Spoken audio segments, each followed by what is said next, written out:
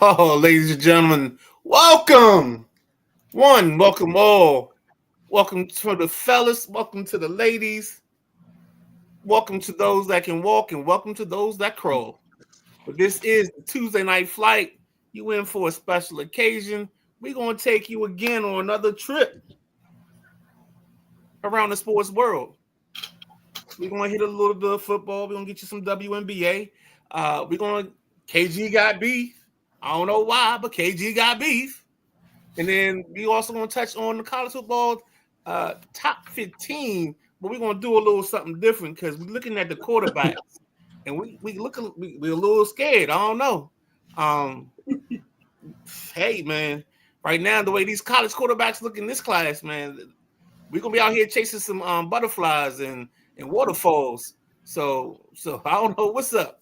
But with all that being said, it's the Sideline Junkies. It's the podcast network. It's the Sideline Junkies podcast network. I'm the Midnight Rider. He's the gentleman Jack. He's the big guy KG. It's the Tuesday night flight.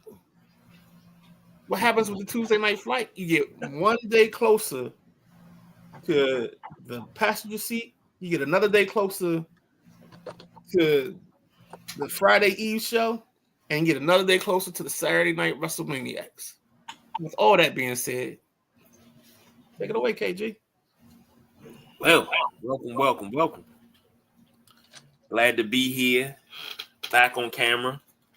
Seem a little laggy. Am Now I you lagging, do. you guys? Now you are. Yeah, hang tight. Hey, All at right. least we get to see your mug. Yeah, I gotta fix something here. I might have to just go with the blurry background or something. But All right. how you guys feeling tonight? That's the most important thing. I'm good, man. I'm ready to go. Yeah, it's something about that song every now and then when it just hit right. And I'm in the joint singing. I know y'all heard that falsetto. I know y'all heard the falsetto. It wasn't Yeah, good. That was my falsetto that they heard. Oh, I didn't know you were singing too. I wasn't paying attention. Oh, Lord have mercy. Every Tuesday, that's what I'm doing. You can put me on. Ooh. Oh, my goodness. Come on, we're trying to gain some followers, not lose them.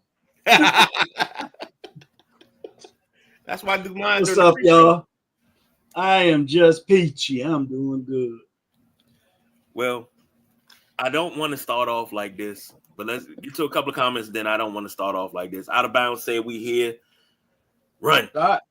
Welcome. J Dub in here. Good. What's going on, J Dub? What's up, Jack A? Starting off with a little bit of sad news.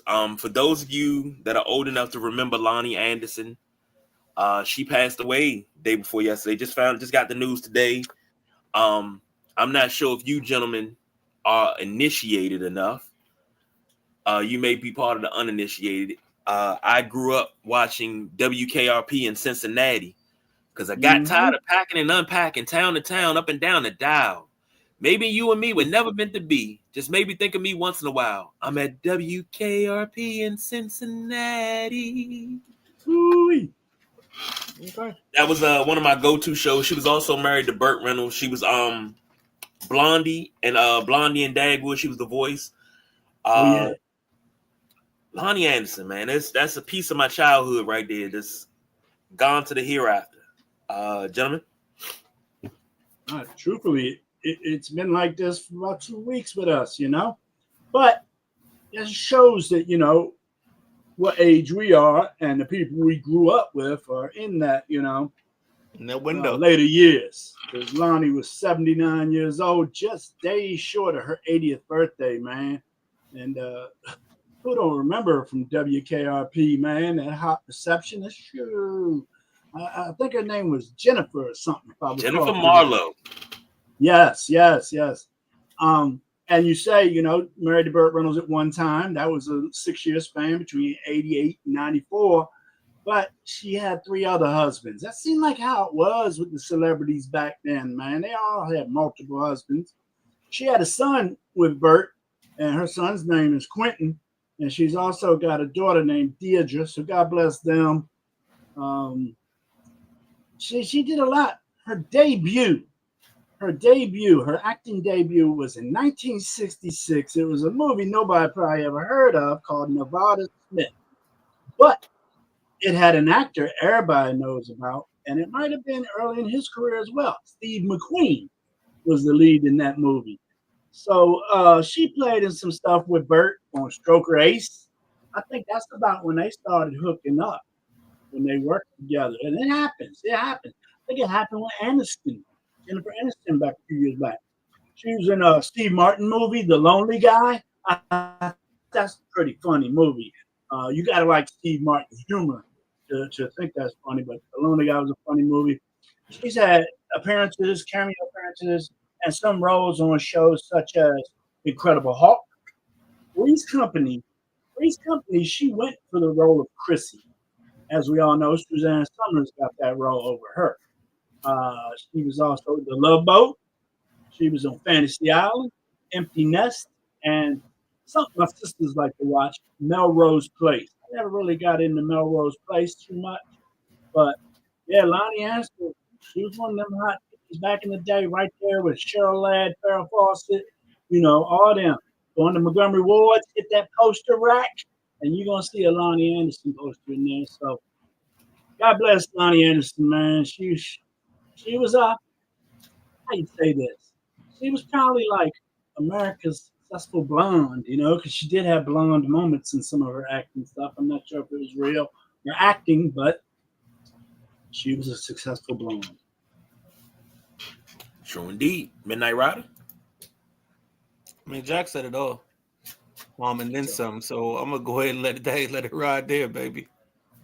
Matty Ice on the train. Baby, if you ever wonder whatever became of me. I made it to Cincinnati, baby. I mean, WKRP in Cincinnati, the original ran from 78 to 82. The new one ran in the 90s, didn't do well. But the summertime in middle school, I found a bunch of guys that actually watched it. And we would sit around in the summer program and talk about what happened on WKRP the day before. And the teacher was like, y'all do know that's a rerun, right? We was like, what do you mean that's a rerun? That's a new show. It's a new season. We didn't know. We didn't know.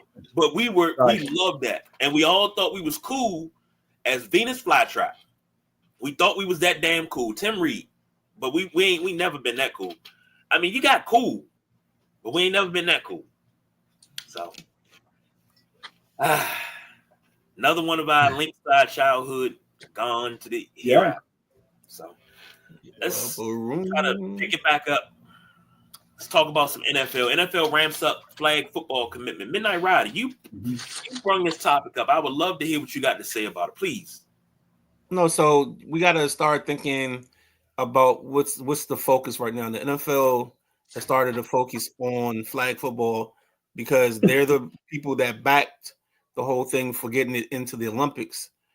This is the NFL's way of getting teams and getting future fans involved in the sport. You can still play it.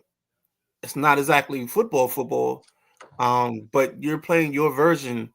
You run around, and I mean, a lot of us as kids, if we didn't have a team, but your team had like a Bears name on it, that's the first team you're associated with.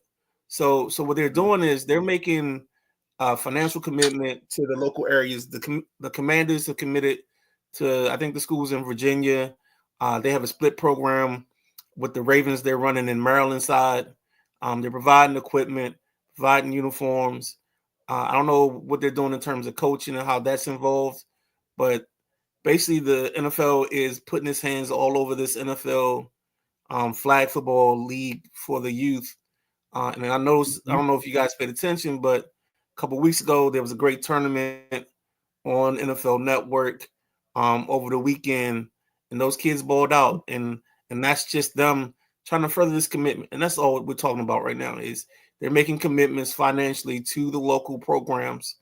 And if you're a parent now with a 8th grader or 9th or 7th grader, by the time they get to college, it's already becoming a scholarship sport. I know for the ladies' side. I don't know what they're doing on the men's side. And then also several high schools are offering it as a varsity program. So just another way for your kid to get involved and get a make moves towards a scholarship. Yeah, no, most definitely. There's a lot of scholarships being offered to, certain things that people don't consider sports. I mean, there's bocce scholarships. There is gaming scholarships. You get a scholarship to go play video games at my daughter's campus at Stevenson University. You ought to see their gaming auditorium. It's unreal. But no, this is great. Yeah, it might not be tackle football, but you got kids playing a sport, keeping active, getting away from video games, and I'm all for it. So what this 127 girls flag football league that they're giving the money to is spread out throughout the DMV, the District, Maryland, Virginia. There is 25 teams in DC. There are 51 teams in Virginia and 51 teams in Maryland. And that's what makes up this league, guys. So, yeah, I'm all for it. Sounds great. All good. Got to call him Coach Marcus Jackson. I didn't know you were a coach, but I know now. So Coach Jackson says, as a football coach in high school, I'm excited for girls flag football. I think that right there is underrated because they have a flag football. I don't know what it is. But this lady, I think she's been a flag football quarterback for like 25 years. And she's like in her 50s and she throws dots and dimes. And when she gets out the pocket, absolute monster. And she throws on the run. I love watching that. This is actually exciting. I'm excited to see this on a larger scale. Sam, checking in. Before you go further, Coach Mark Jackson is 3 for 3 on the week. He was in with the Sunday Rise. He was on with Pretenders and Contenders yesterday. So shout out to Coach for riding with us. Hey, make it 4 for 4 when you show up tomorrow for in the passenger seat with the gentleman Jack and his backseat driver, the Midnight Rider. Hey, Coach, I wouldn't mind chopping it up with you, man. Reach out if you're interested. Most definitely. Sam said, William Devon, be thankful for what you got because he got a diamond in the back. Sunroof top, dig in the scene with the gangster lean. Ooh, ooh.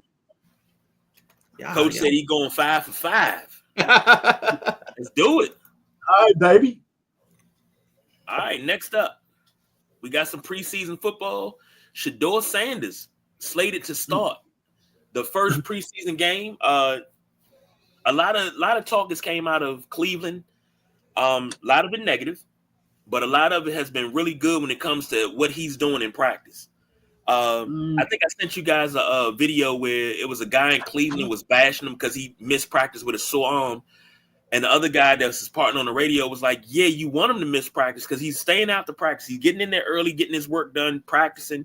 Then he's staying late and getting throws done, and he's working. I can understand missing practice for a sore arm. It's a good reason. It's not like he was out doing anything else.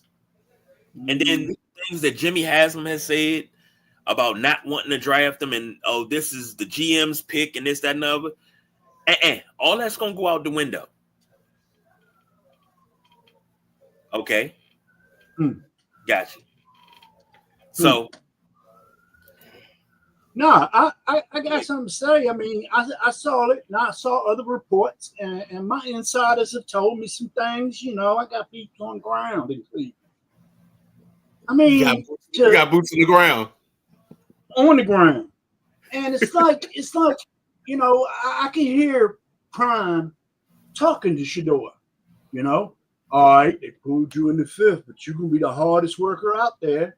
In which Shedeur already had that mindset, but I think he might be going a tad overboard because, he is working hard. And I think that definitely brought on his shoulder soreness. But the boy working hard, and I stick to what I said last year. And if you guys don't remember, must not have stuck with you. Shedeur gonna be fine. He's gonna be fine. He can take the criticism in Cleveland. He can take the losing in Cleveland and they're possibly gonna have. There's too many quarterbacks on the roster over there. So they need to make some damn moves Well, in Cleveland. Well, you got Pickett out with a hamstring. I think Dylan Gabriel's had some leg issues as well. You got Shador with the shoulder. You got Deshaun Watson with the two-time torn Penis. Achilles. So I think that at one point today, the reports where they were signing Snoop Huntley from to come in and be an arm, because normally that first and that third preseason game is when you just throw people out there and let them get some action. Go ahead. Mm-hmm. He's supposed to start that first preseason game is what I heard, that Sanders is going to start it. But Right. I also heard Sanders has been labeled the fourth quarterback. How you the fourth quarterback and three of them are hurt? Well, he was.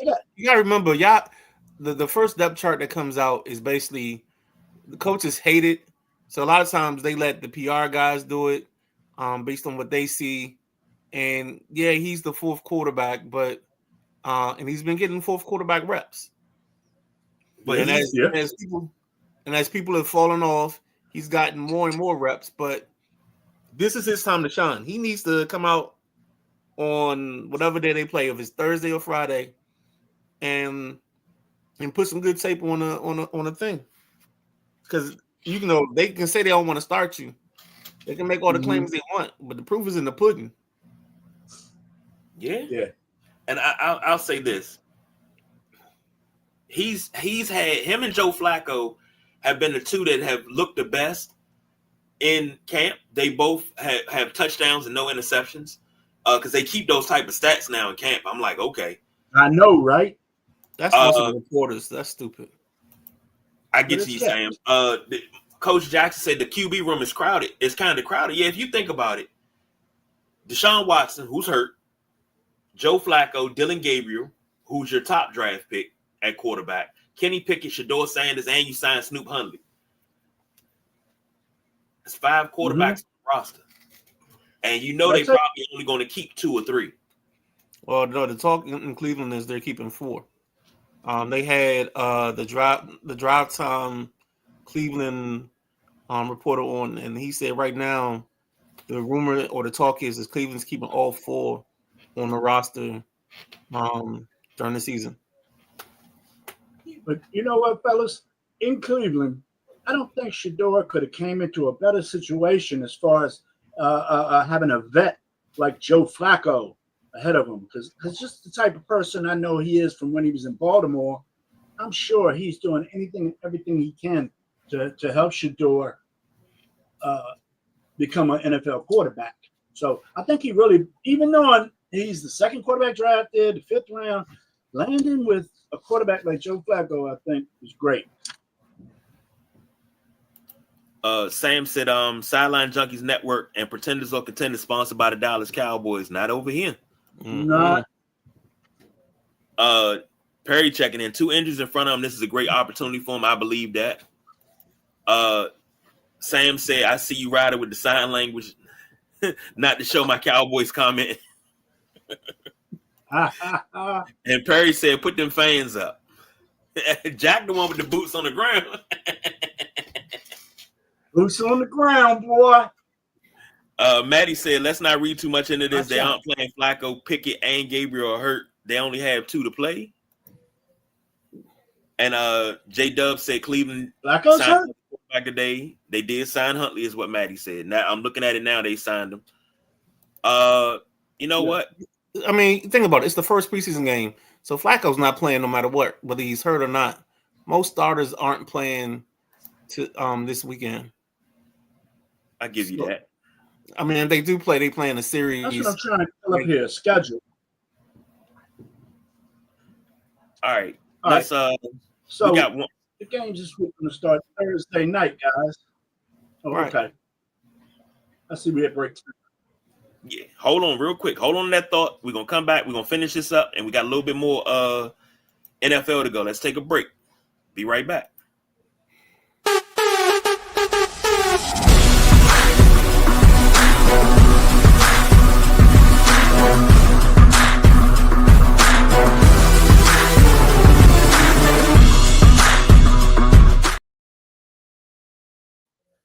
And just like that, we back.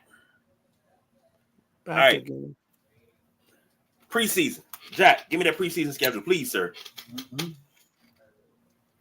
Well, the thing is, we got ball games Thursday, Friday, Saturday, and Sunday. Thursday night, Indianapolis and Baltimore, in Baltimore, Cincinnati and Philly, in Philly.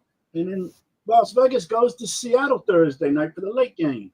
Friday, Detroit versus Atlanta in Atlanta, Cleveland, Carolina in Cleveland, Washington, New England in New England. Saturday, more games. The Giants go to Buffalo. The Texans go to the Vikings. Dallas goes to the Rams, West Coast trip. Pittsburgh, Jacksonville. Tennessee goes down to Tampa Bay. The New York Jets are going to go over to Green Bay. Kansas City, Arizona. And then we got Denver and San Fran. Sunday, they're going to throw 2 games at us. That's a nice little treat, even though it's preseason. We got Miami at the Bears. And then we got the Giants at the Chargers. So that's the first week of preseason coming up, y'all. Let's go. I like that.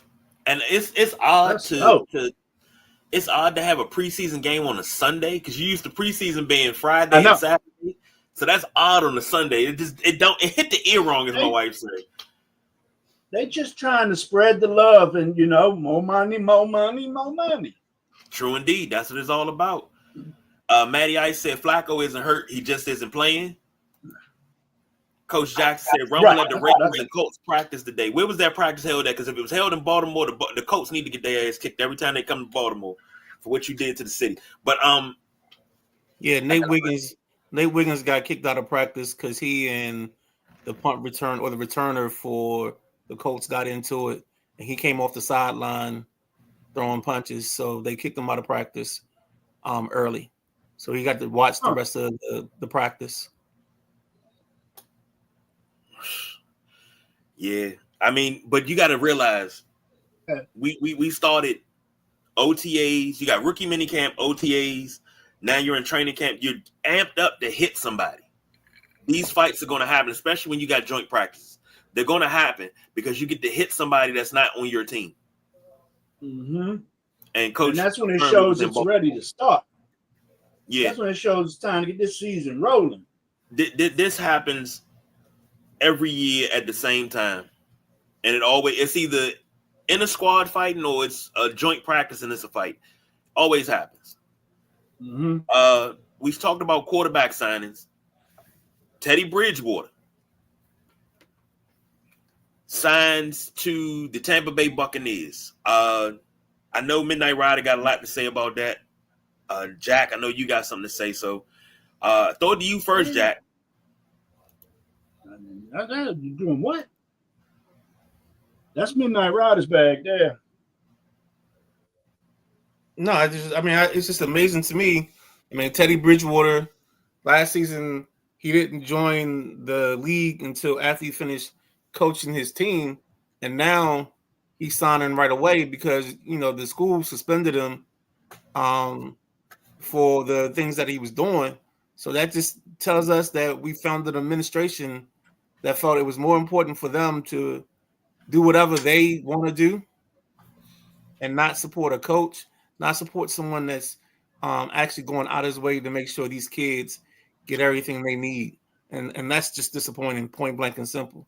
And it's not because he did something wrong. It's because he did something to make them look bad. So that's all I got. And I'm going to piggyback on that. I agree with you wholeheartedly. The way he was treated and called out and the things that were said, all he's trying to do is make student athletes' lives better, man. And where was he at? What was the name of the school, Midnight Rider? It's in Florida. I forget the name of it. Jackson State, maybe? No, he was at a high school in Florida. Oh, okay. They won the state I thought he was at a small college. Here's the thing that I didn't like. When he was asking for donations to help fund this stuff, Miami Northwestern, Anthony, thank you, Anthony. When he was asking for donations and people was in the comments underneath those posts when they went viral, talking about, look at how much money you made, $80 million in the NFL. You can't donate your money. Stop pocket watching. These are not his kids biologically. He's trying to help these kids. He's trying to get the community, which we're supposed to have a village. He's going to the village to try to help, and you people are pocket watching, asking him, didn't he make $80 million in the NFL? He can afford it. You can pay for it. What we need to pay for, because these are your goddamn kids. Like, I didn't understand that. And then when he stepped away, I felt bad for the kids, but I understood where he was coming from. Just,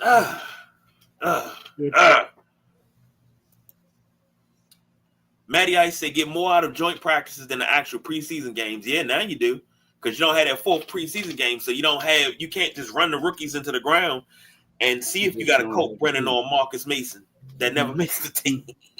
But they preseason stars, boy. I'd like to respectfully disagree with your statement, KG. I think the reason the practices or the joint practices work well is because it allows the coaches to create the scenarios that they want to see their teams in. And most of the time, the coaches meet before and say, hey, let's work on this and let's work on that. So they get more out of that than they do a preseason game, because you can go a whole preseason game and not get in the goal line situation when your whole point is you want to work on goal line. Well, now you get in the joint practices, you can say, hey, let's do a 15-minute of goal line. Let's do a 15 minutes of third and long or whatever. So they get more control in the scenario. That's why I say, or I believe, again, this is me speaking for me. That's why the joint practices work better and are more conducive to the team than the actual preseason game. Well, I'll say this. You, my good sir, are absolutely right. I can't deny that, because it's a little bit more control, but I missed that fourth preseason game for various reasons, because I just do. But it's not coming back. Anthony said, Jack, Midnight Rider, and KG, how long before the NFL completely eliminates all the preseason and just regular training camp, and they add more joint practices through training camp? I think that's going to be that ain't happening in the next 5 to 10 years. That ain't happening. I think it's still in that. They're going to drop it to 2. Go ahead, Midnight Rider. No, it's either going to be 18-2, or it's going to be done with all away. But the kicker is this next CBA, and I think this next CBA will let us know everything we need to know. Okay, I think it's going to get kicked down to 18-2, just like you said. They're not going to eliminate it. They're not going to stop doing the preseason games, because no matter how many you see the stands that have crooked people giving away preseason tickets, but it's still money, still generating money. That's the path to 18 games. Coach Jackson said, man, y'all need a solid hour to speak on this. Yeah, we do. Because the Teddy Bridgewater thing, I don't like it. I don't like how he was treated, but I'm glad to see him back in the NFL. He's only 32. So it's glad to see him back in the NFL. Perry said, cute, Teddy will be gone by the opener. I don't know. And Perry said he'll be a high school coaching again, if not at someone's college staff next season. Disagree. Again, Perry, I'd like to respectfully disagree with that too. I think Teddy Bridgewater is the perfect backup quarterback. And going to Tampa, in Tampa, he's close to home, but B, he's behind Baker Mayfield.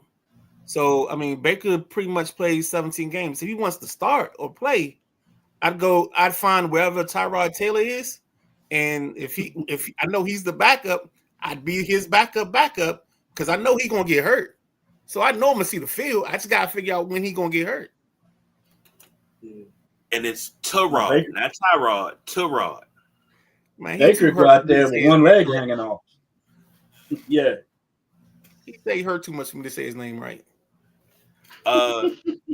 Coach Jackson said, I'm going to take one of KG's boys. Hey, man, Virginia Tech. Coach Jackson said, I'm going to take my own time and follow Miami Northwestern season. Perry agreed with me. Good luck. With talking about that pocket watching, man. Can't do that. Oh, yeah. Good luck. Anthony said, half these school board systems in Florida are Republican run, so I'm not surprised it's happening. Yep. And that's where we failing the kids at. I'm gonna be honest with you. That's where we're failing the kids at. So,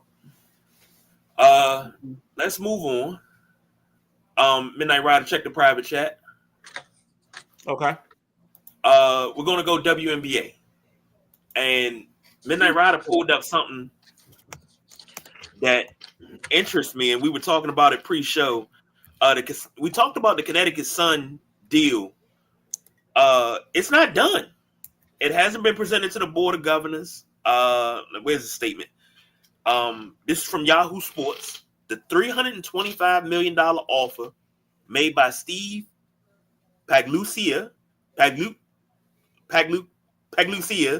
Group to purchase and relocate the Connecticut Sun to Boston was accepted by the Mohegan Tribe and presented to WNBA Commissioner Kathy Engelbert in July, but not to the WNBA Board of Governors per Front Office Sports.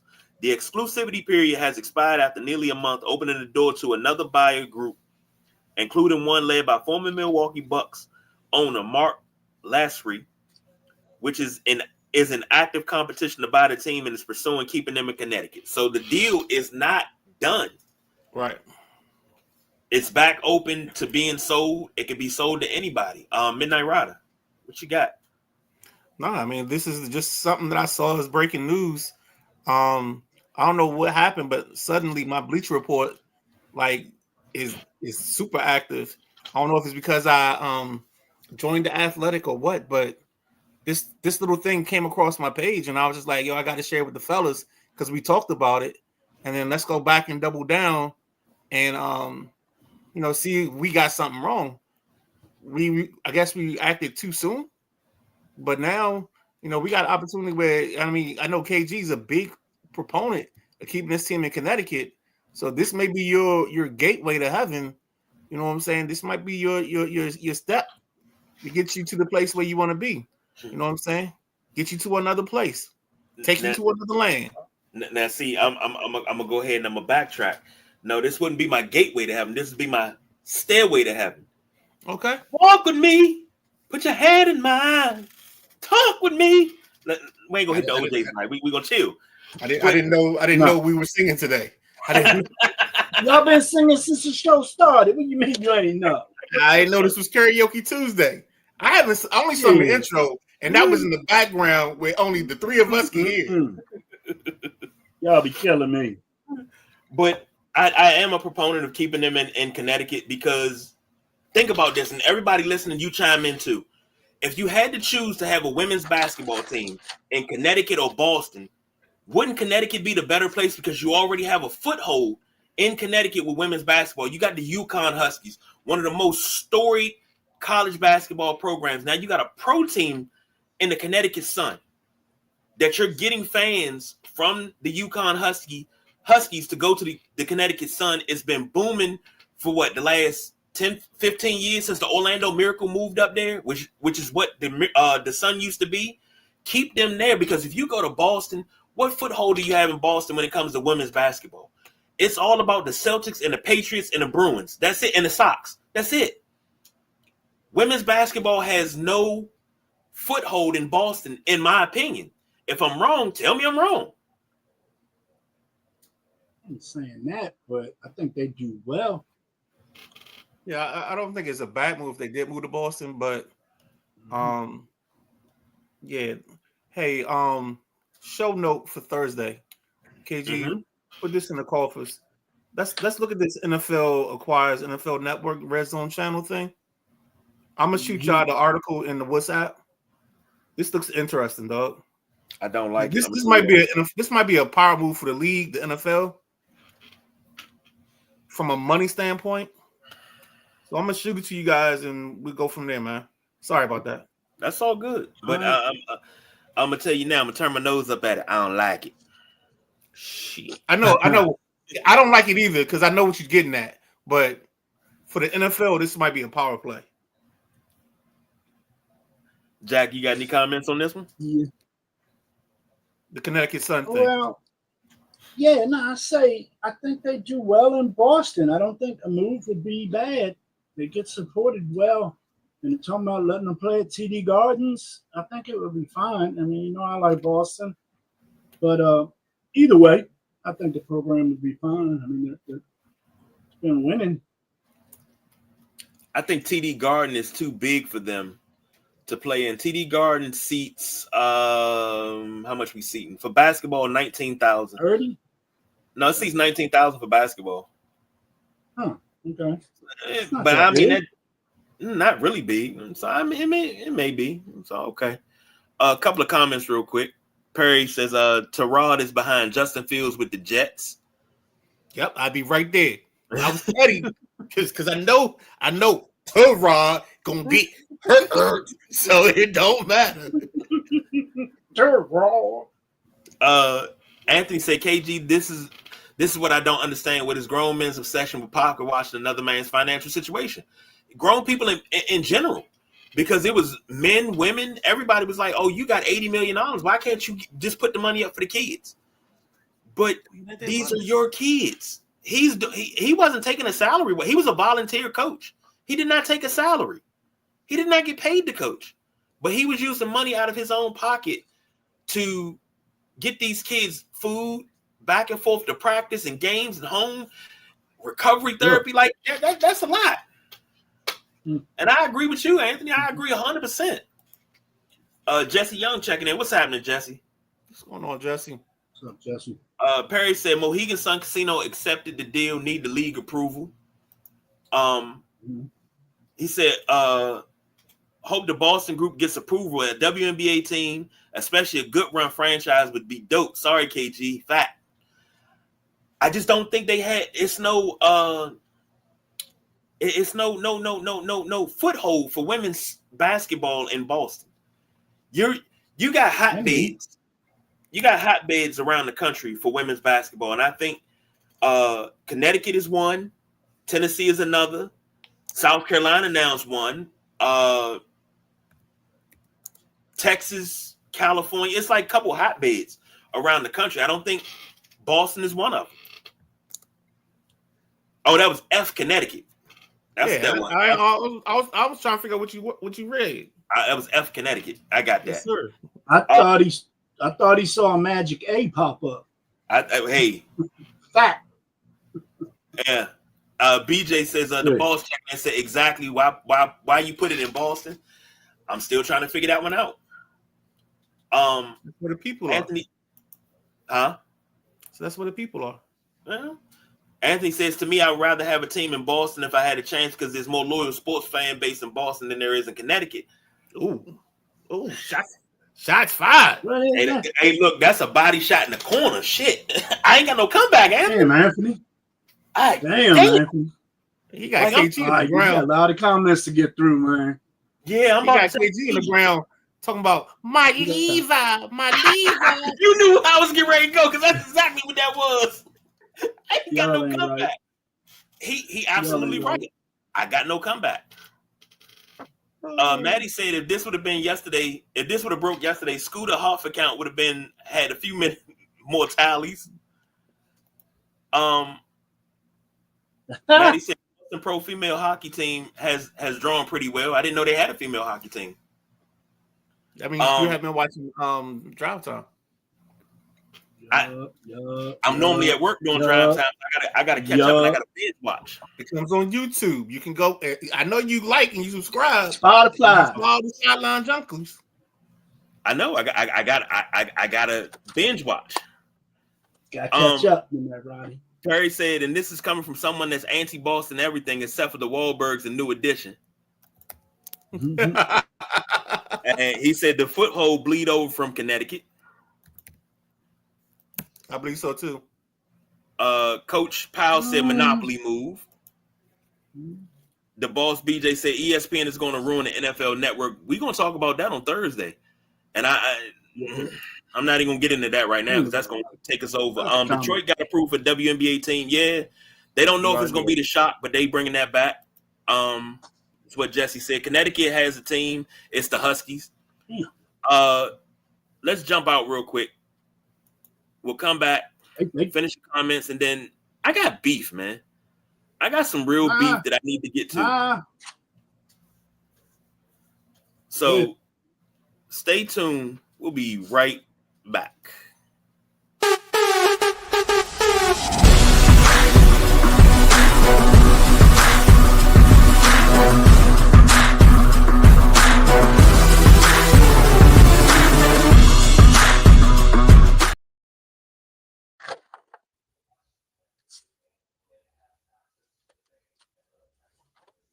Yo, what's going on, folks? We're back from the commercial.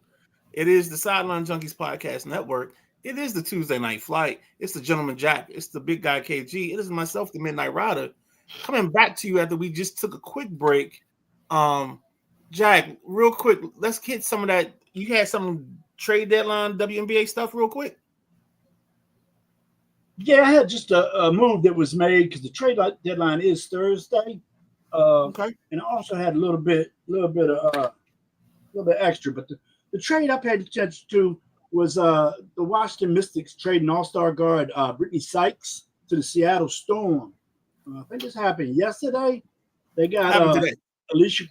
It happened today. Okay, Alicia Clark, Zig Cook, and a 26th first-round pick for her.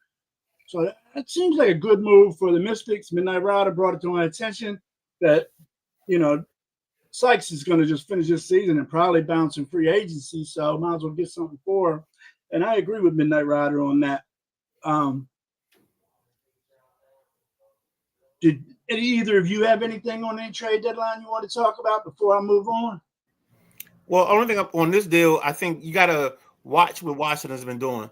Washington right now has been going out of its way, and it's kind of the same thing they're doing on the men's side with the Wizards, is they're just trying to acquire picks. They're trying to acquire as many assets to take as many shots at this. And you don't need a point guard next year anyway, because if the young lady, Georgia, I can't think of her last name, that you drafted in the first round this year, she comes back from her ACL injury. So you got a point guard in the future. So there's no need in holding on to Sykes, which is why this move makes all the sense in the world. And you get a first rounder. So what is it, 13 teams in the league? So you can only imagine that this pick is going to be pretty good. Even with it being Seattle, you're getting a top 15 player. It's just another shot at getting talent into the building. And that's all they're doing right now. They're doing the same thing on the men's side. They're just acquiring talent. And as much talent as you can get in the building raises the floor. True. KG? Got anything on that? I don't have anything. I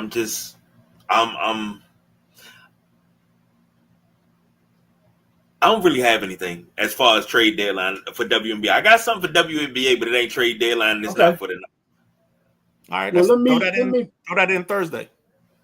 Let me wrap this up here with this last piece I had. And I'm sure KG is familiar with this. It happened just this past January. And all you got to say is unrivaled. Unrivaled.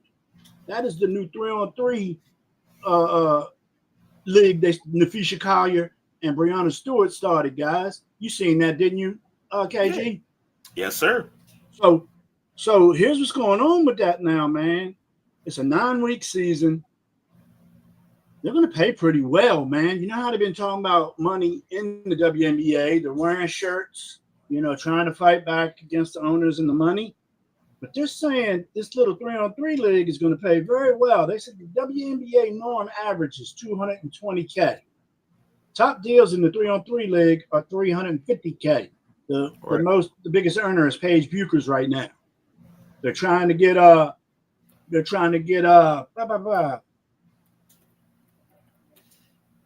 Caitlin? What's the rookie last year? Caitlin, trying to get Caitlin in the league. I think that would be up near $500K if they get her. What's going on here? Are they going to eventually, they can go on strike and still have this little mini league. It's 9 weeks, six players on each team. So you got 6 players getting the payroll. I don't know, man. I thought it was odd that WNBA players were playing in something other than the WNBA. What if you blow a knee in this 3-on-3 joint? How does that affect your team and you?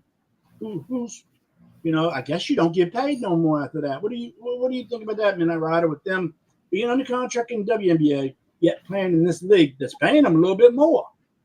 Well, I mean, the ladies were having to do this anyway. They would have been playing overseas no matter what. So this option or this case is just something where they get, and let's not get too far ahead on this, because the reason the unrivaled worked is they came in with a great TV package. They got a great TV deal which sparked all of this. So this is why they're working on that. And then when we talk about the WNBA and their labor discussions, let's not think about the ladies wanting NBA contracts. What they want is that they want to have their percentage of the revenue close to what the NBA gets. So that's what they're looking for. They're not looking for salaries. They're looking for revenue. Okay.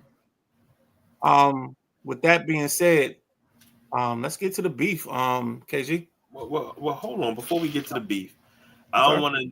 I wanted to blow through the comments real quick. It's a lot of them, and I gotta skip over quite a few. Perry said, "Unrivaled is dope." The one-on-one needs to be adopted by the NBA. You know, the NBA used to have something like that. I think somebody got hurt, and they was like, "Yeah, we're not doing that anymore." They need to do that in place of the dunk contest.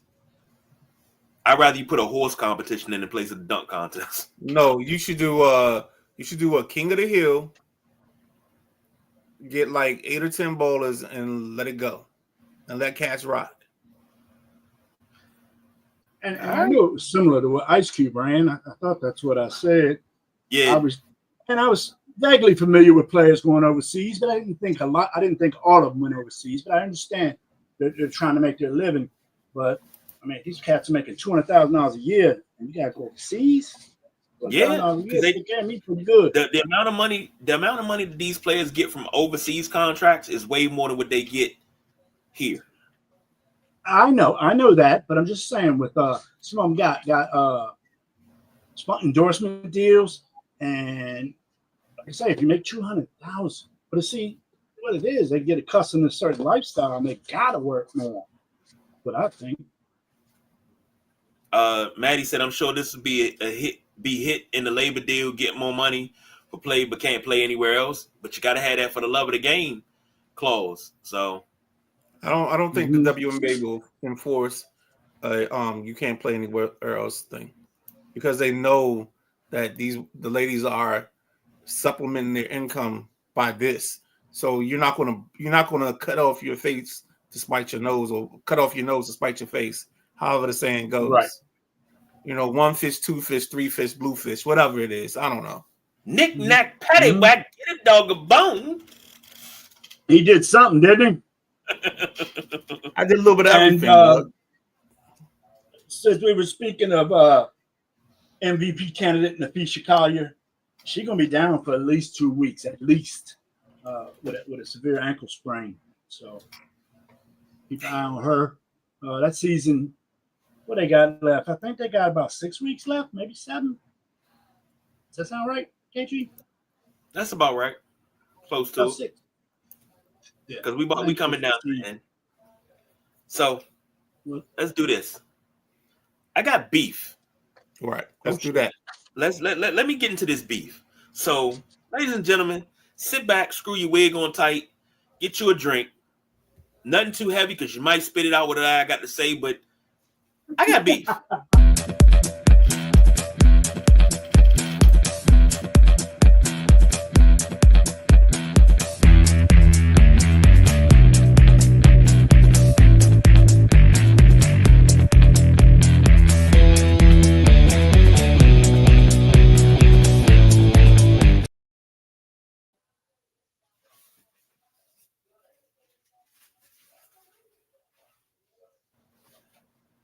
Ladies and gentlemen, I just want to say this. This is directed at none other than former NBA player Kendrick Perkins.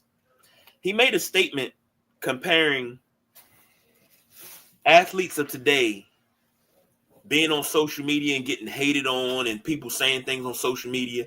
He said it's just as bad as what Bill Russell went through with the racism that he had to deal with in Boston, even winning championships. And I say to this, shut the hell up, Kendrick Perkins, because you cannot compare social media bullies to what Bill Russell went through. Because with social media, you can log out, you can block people, you can deactivate your page, you can do all of that so you don't have to see none of the trolls, right? What they did to Bill Russell, they broke into his house while he was playing a game, spray painted the N-word on his on his wall, smashed up his trophy case, and took a dump in his bed. But you're saying it's the same. It is not. That's not even apples to oranges. What you're comparing is a car to an apple. Dude, I don't know if they pay you to make dumbass comments, but this was a dumb fucking comment. That was a dumb take. You really should know your damn history. Being an NBA player, and especially somebody that was a big man, and I know you were around Bill Russell to talk to him. You had the honor and privilege of talking to Bill Russell.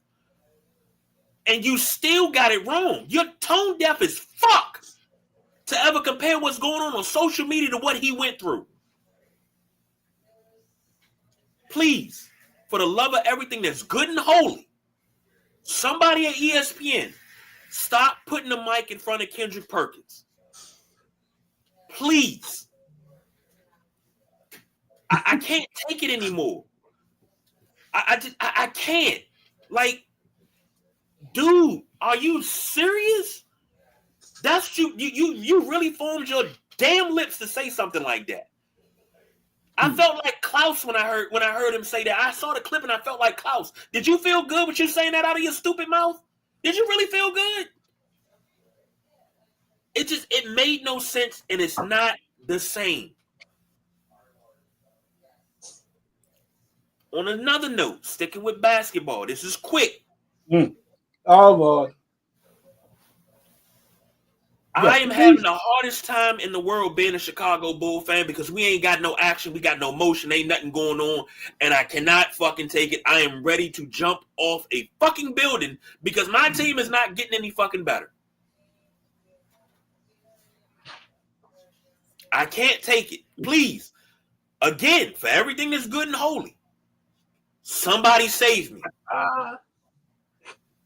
I'm not. I can't get with this. I can't get jiggy with this shit. Please help me. Over to the comments. I'm just. Do you mind if I interject before you go to the comments?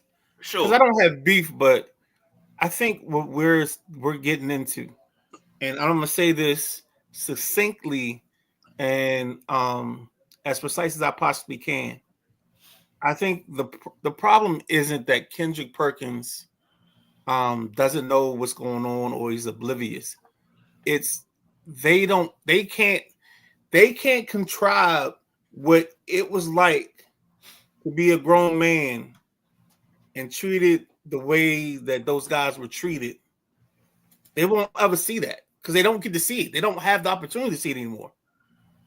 Like the way they've managed and finessed that era of the 60s and the 70s, they've made it seem like all Martin had was a dream.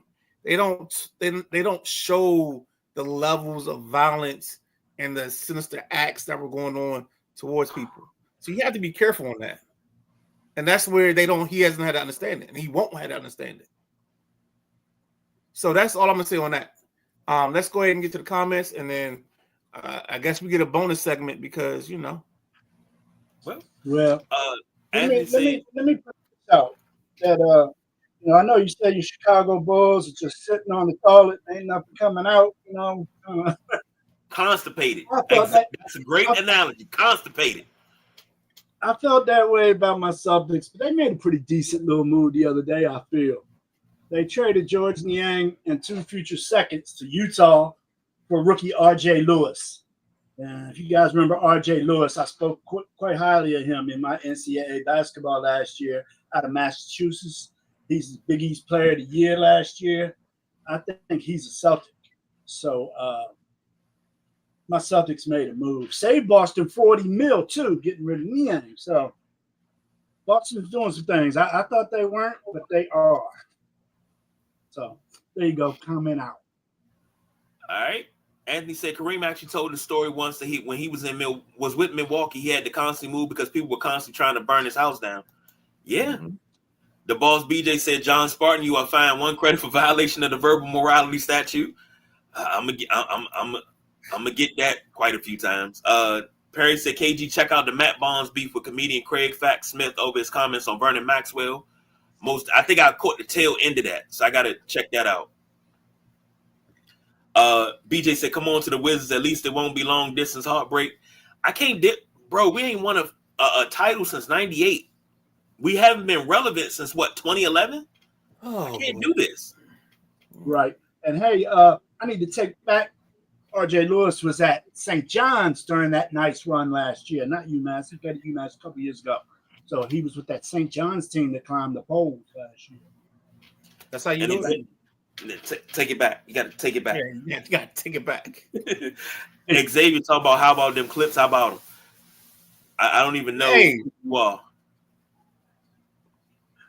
Geritol Clippers? Is that who you talking about? Geritol Clippers?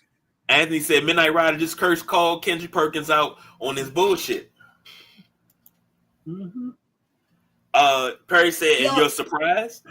Nah, man. Y'all both know Perk's due to have some bullshit come out his mouth every month.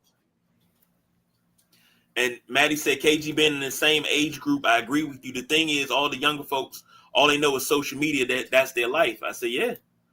Mm-hmm. Perry said, point of reference. Anthony said, KG, is there someone in basketball, in your opinion, who is similar to what people do with John Taylor, that if he didn't die so young, he would have been the best person ever? With Sean Taylor? Hank Gathers is always mine. Hank Gathers is always my one A. Lenny is my one. Benji's my one B, and Reggie Lewis is my one C. Those are my ones right there. And I cried when Reggie Lewis died. I cried like a natural born baby when Reggie Lewis died. And you know what? Your 1A and your 1C would have lost in 6 to the Lakers, so it don't even matter. I'm sorry. That 1A and that 1C, well, that 1 and that 1C would have beat the Lakers in 7. I'm sorry. But yeah, if they'd have lived, man, we'd have 25 by now. Man, they would have got them through the 90s. The 90s wouldn't have been a drought. Nah. We'd have got 25 by now. Nope. Lakers. MAGIC, baby. Lakers suck. Yeah.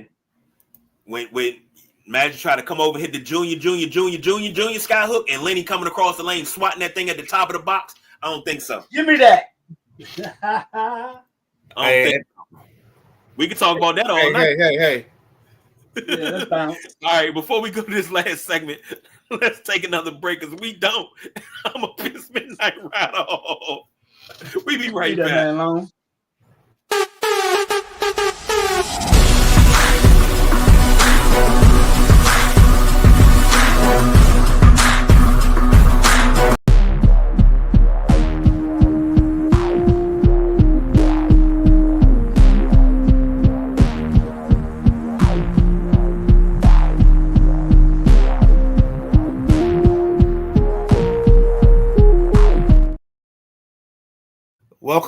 Welcome back, ladies and gentlemen. Again, it's the Sideline Junkies Tuesday Night Flight. We had to throw in some overtime because we got a little hot and heavy in the topics earlier. So what we're going to get to is something that is near and dear and close to the Gentleman Jack's heart. He is our college sports superstar. I ain't even going to do it. You know what I was thinking, KG. Yeah. He's a superstar for college sports, college football, college basketball. Superstar.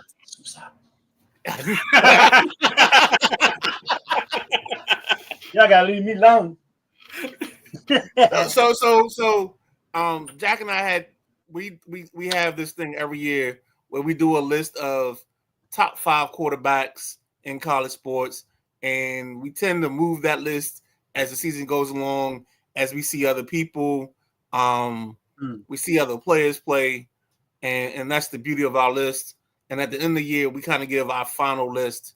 And what we're doing this year is we want to start out the college football season. We got the top 15 teams. And Jack, if you don't mind, let's go from 15 to 1. Do you have the list in front of you? I do. Can you give the nation from 15 to 1 real quick? No extras, just sure. The top 15 teams. Got it. You got it. Number 15 is Ole Miss. And number 14, Michigan. Number 13, the Gamecocks, South Carolina. Number 12, the Fighting Illinois, Fighting Illini from Illinois. At number 11, they finished strong last season. Arizona State. Number 10, the U, Miami Hurricanes. Number 9, LSU. Number 8, Alabama. Number 7, Oregon. Number 6, Clemson. Number 5, Notre Dame. Number 4, Georgia. And number 3, Penn State. Number 2, Ohio State. And the number 1 team predicted in the preseason poll, Texas Longhorns. All right. So the key to this exercise is Jack and I are going to pick out the team's quarterbacks or the team with the quarterbacks that we trust. Mm-hmm. We might want to do this as a spades tournament type of thing. Jack, how many quarterbacks from the top 15 do you trust? Yeah, let's do it like that. Let's get it like spades. So you can say I got 4 in the possible, 3 in the possible. Yeah, that's where I'm going. 5 in the possible. I definitely got 4, but I'll say 5. You said you definitely have 4. You might have 5. I'm gonna throw this guy in as number 5. My other 2, I'm gonna wait. I gotta see a little bit more out of these 2 cats. But yeah, I think I got 1, 5. I'm sure you can give me 5. 2. I got 3 and 2 possibles. Sounds like you got 5. I don't know if I got 5. I got 3 and 2 possibles. Them possibles is like it's like I got a handful of red cards, and I gotta hope nobody cutting on the first time I drop that ace of diamonds. You know what I'm saying? Mm-hmm. So yeah. Give me the first quarterback that you trust them in this group. All right, and this will be in no particular order, or are you saying right? No particular order. We want the ones that you said you got 5 for sure, right? Yeah. So I want your 5 for sure, and then I'll give my 3 and my 2 possibles. All right. Well, I like this quarterback because of his size, his experience, and that's Drew Aller with Penn State. That boy's 6'5", 235, man. Perfect quarterback body. So I like Drew Aller. I like Gunnar Stockton at Georgia. Why would they let go Carson, but let Carson back roll if they ain't have money underneath of them? So I think Gunnar's going to be sharp. Over at Clemson, Cade Klubnik, this is his year. This is Cade's year. He had a very good season last year. So I look forward to him. Carson Beck at Miami.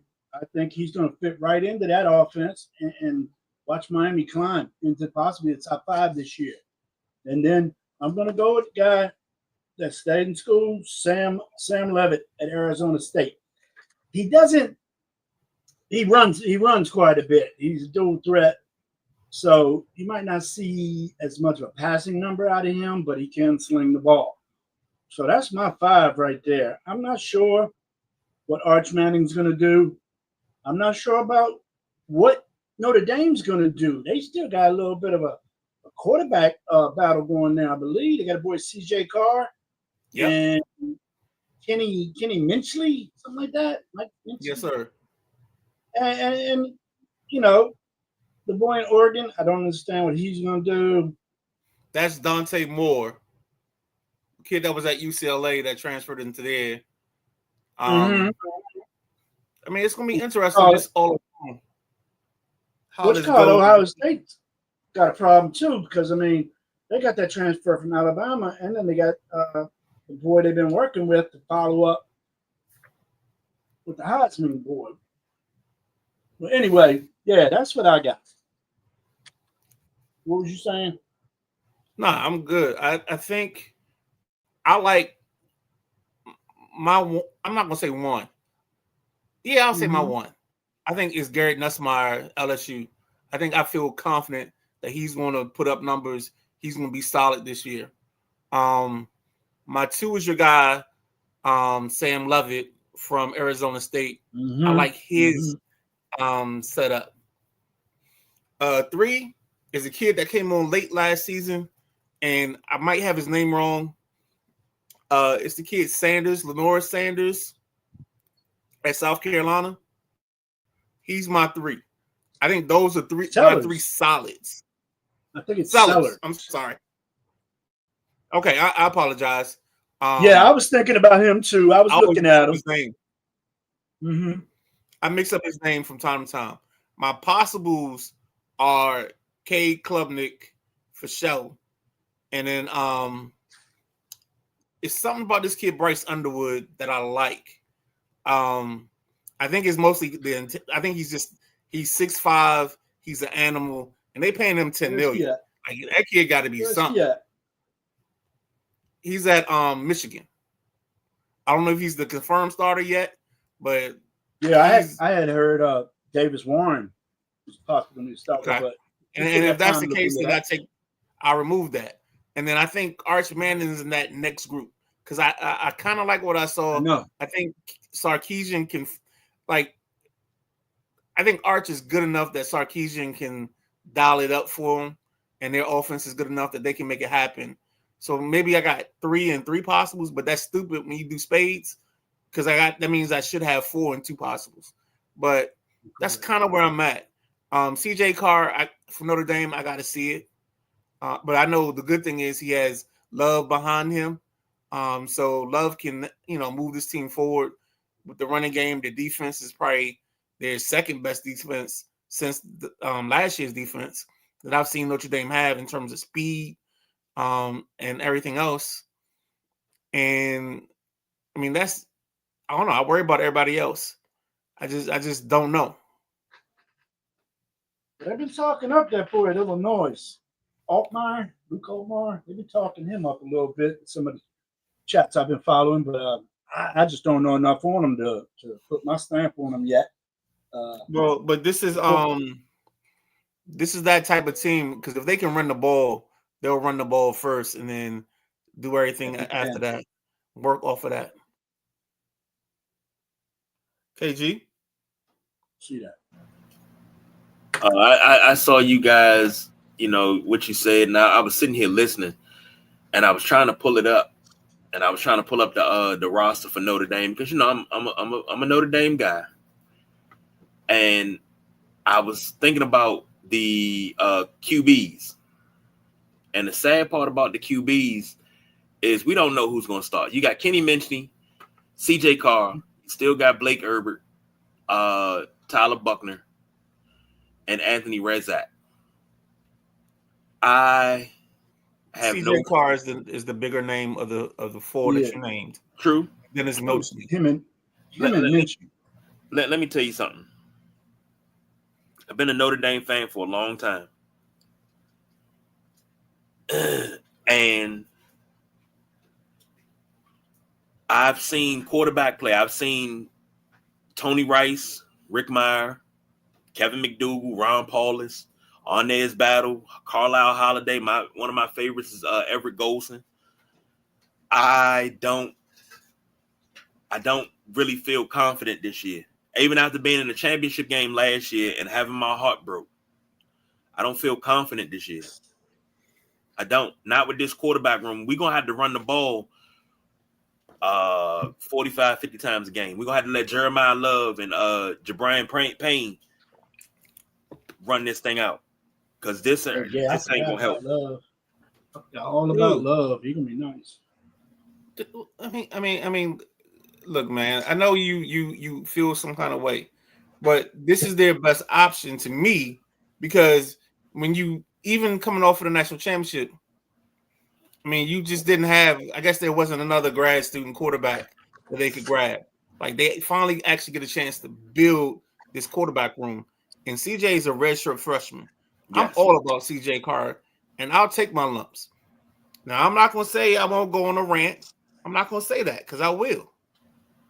I might still call him Coach S. Curl and all that other stuff, but that's just me. It's college football. I'm a little bit passionate about it, but I know one thing. I'd rather have Coach Freeman than have that buster that moved to LSU for his family. I agree with you on that, but let me ask you a question. You being a Notre Dame fan as well, do you remember the Kevin McDougal year? What was that, 93? Not off the top of my head.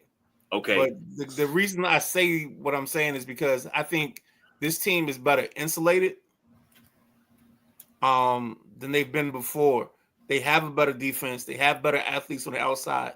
So I think as if they can incubate Carr, and it's almost like you said, they might have to be a run first team to get this going where they wanted to go. Now I bring up 93 because we went 11-1 with Kevin McDougal, and we were the number 2 team in the nation, and got cheated out of a national championship because we won in the Cotton Bowl over Texas A&M, and they gave the national championship to Bobby Bowden because he ain't never won one, so they had to give it to Bobby. So that year, we had a stopgap quarterback and should have won it all. I don't think CJ or any of these guys are stopgap quarterbacks. But again, last year we should have won it all. I don't think we're gonna reach the same heights as we did last year.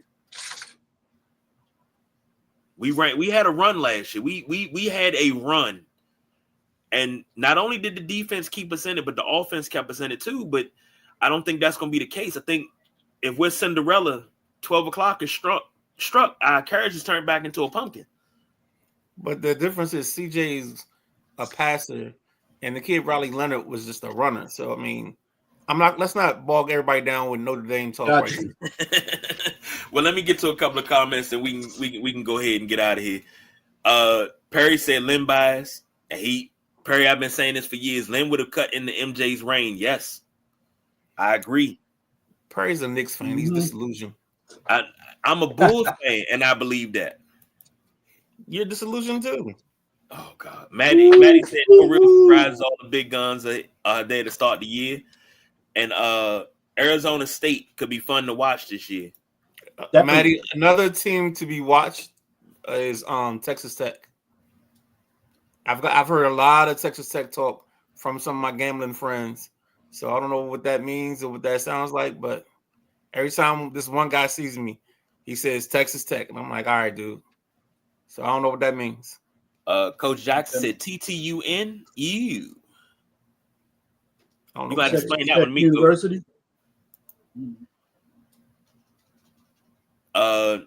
We good here, or? Yeah, we're good here.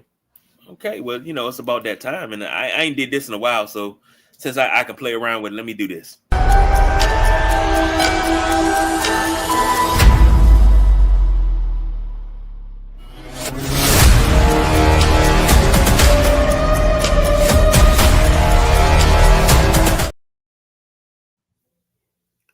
All right. I've never seen that one.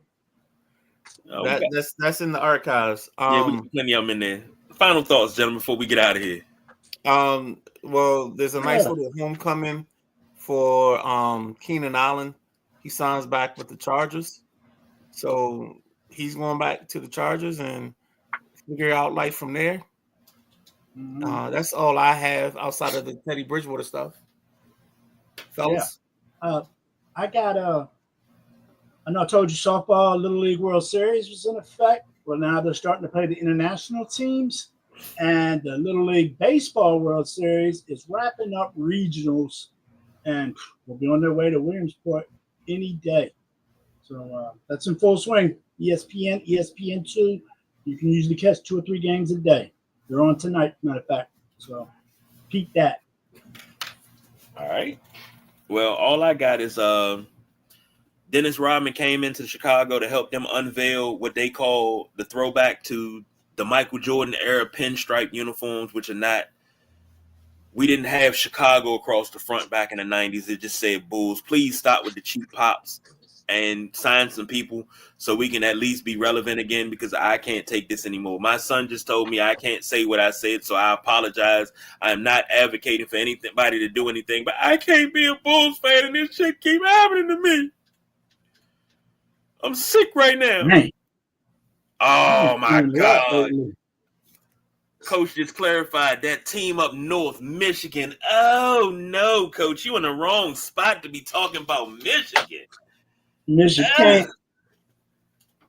Yo, they got Bryce Underwood. This kid if this kid hits, he could be a 3-year terror on the scene. Hold on. Does Notre Dame play Michigan this year? I don't think so. Because I would love that. NC State, Boise, Arkansas, Purdue. That's a rivalry game. Texas A&M, Miami Catholics versus Convicts has started off in a couple of weeks. Hey, Jack, don't forget the Shanae's still in play. Yes. Oh, I know all about that Shanae now. October 18th. Notre Dame goes to Southern California to play for the Jules Shillelagh. You get the Jules Shillelagh, the Gilded Shillelagh. No. It's the Jules Shillelagh, and then we play Purdue for the Shillelagh. You get all kinds of Shanae's this shit, baby. And Boston College for the Ireland Trophy. Navy, I forget what the name of the trophy is for Navy. Syracuse, between that and Syracuse. It's a trophy between us and Stanford. So yeah, we got some trophies that we need to win this year. It's all about the Shanae's. Okay, dokie.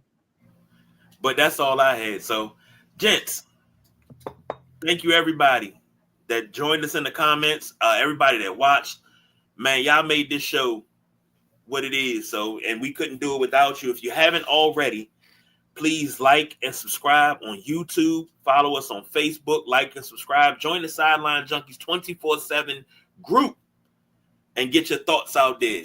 Come join and have a conversation with us and everything. Coming up tomorrow, we got In the Passenger Seat with the Gentleman Jack in his backseat driver, the Midnight Rider. Jack, who you got tomorrow?